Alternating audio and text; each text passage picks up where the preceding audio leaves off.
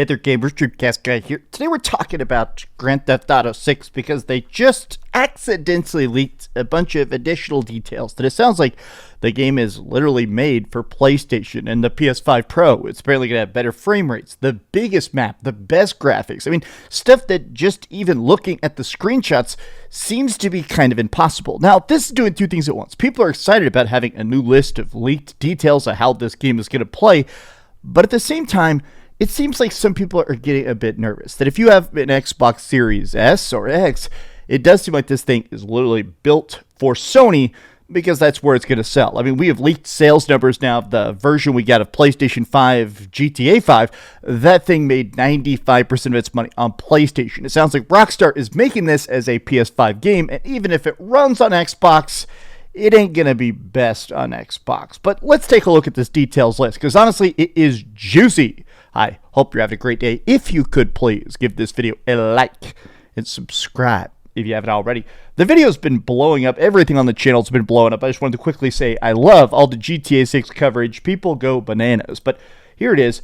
GTA 6 will have improved performance and a more stable FPS on PS5 Pro. Now, what's interesting about this phrasing is more stable. I think that just in general, I think this thing is going to be either a rock solid 30 FPS or a rock solid 60 FPS, depending on where you play it. You know, whether you're playing this quality mode or performance mode.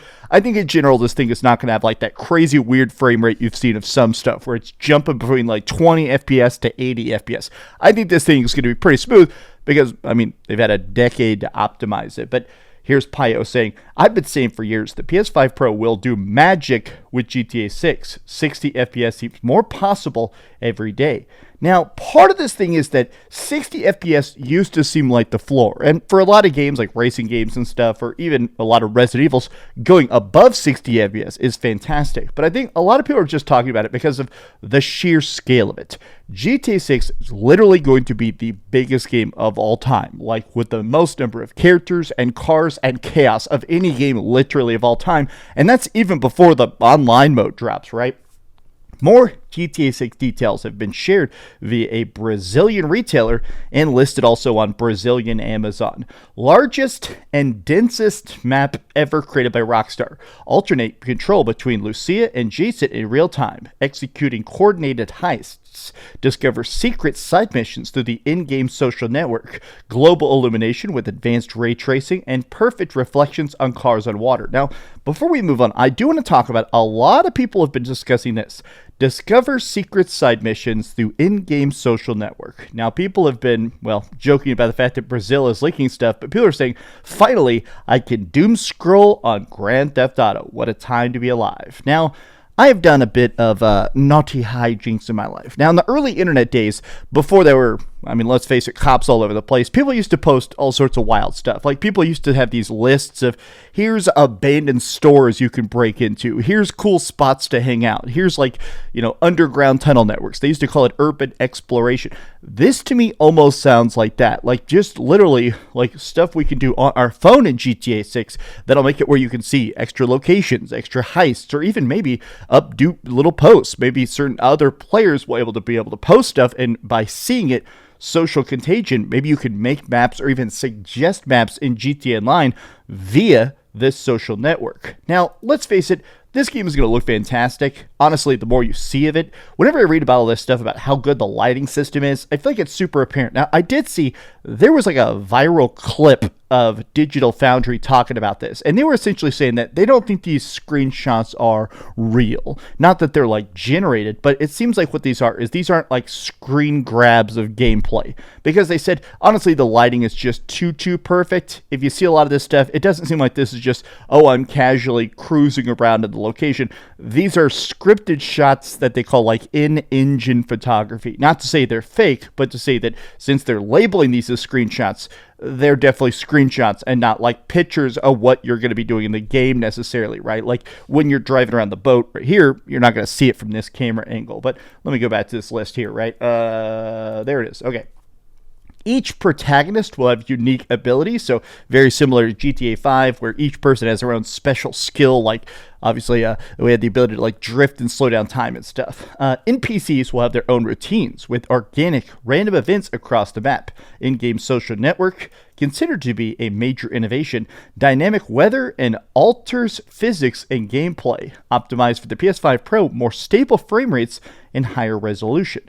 Now, this is stuff I feel like games have been trying to lean into for the last couple of years, which is this idea that I think FOMO has become such an interesting selling point, not just in the world of gamers, hey, I've got this game, don't you want to join me in this game, but also in a way of having an NPC focus of that, of having it where the characters have their own lives. Sometimes the stores aren't open. Sometimes you go to turn in a quest and it has to be a particular time of day.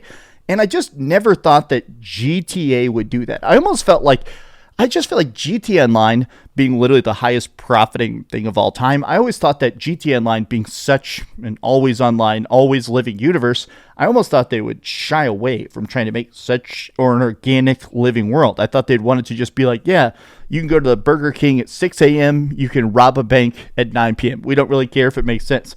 So it is interesting that it feels like they are trying to make it where your participation in the world, your participation with Jason and Lucia's life of crime, Bonnie and Clyde style, it does seem like they're trying to make this world feel more organic. I also think I'm still super curious about that like in-game social network. There were some trailers, obviously, that one that had all the screenshots of the alligators and stuff. Since this Vice City is essentially Miami, Florida, it sounds like there's going to be a lot of great Florida man memes. Everybody seems to be super excited about this. The more stable frame rates and higher resolution of PS5 Pro, that does seem like, in general, the game is going to look even better. And I also got to say, man, when I see numbers like this, yesterday was another price increase for the Xbox. I made a video about that. But to me, it does feel like, just in general, they probably spent 80% of their optimization budget on the PS5 and the PS5 Pro. That's where it's going to sell, right? I mean, look at this. Xbox Series S may be cheaper, well, sort of, kind of. My thing is that right now, there's just 100 million PlayStation 5s. So that's where they're going to make all their money on GTA 5, shark cards, GTA 6 Online, right? So I just don't think they're really as, incentivized to make it run even more than like bare bones on Xbox. But when I see the size of this map, seeing all the discussion, this is actually the background art of the new website. When I see this just looks so enormously big, so enormously dense. There is rumors we're going to see a trailer 3 today. I guess we'll find out very, very soon. Recording this at 7:58 a.m. And if we do get a trailer, I am definitely going to be reacting to it. Because, man, at this point, all the talk, all the leaks, all the speculation, digital or physical, I just got to play this game, man. I wish I had a disc. I'm still just in that phase where it is so crazy that GTA 6 is actually here. I went from playing GTA 5 on my PlayStation 3 to now thinking about how this will run on my PlayStation 6. Boy, howdy. Well, that's been some off-the-cuff thoughts about the GTA 6 daily leaks. Tell me your thoughts in the comments down below. If you enjoyed this video, be sure to give it a like, subscribe if you haven't already, and please keep dreaming. Thanks so much for watching that video. If you want to see something else, you can always click this link to see what I put up last, or, subscribe and see what's coming up next. Also, I promise that whatever I do, it'll try not to suck.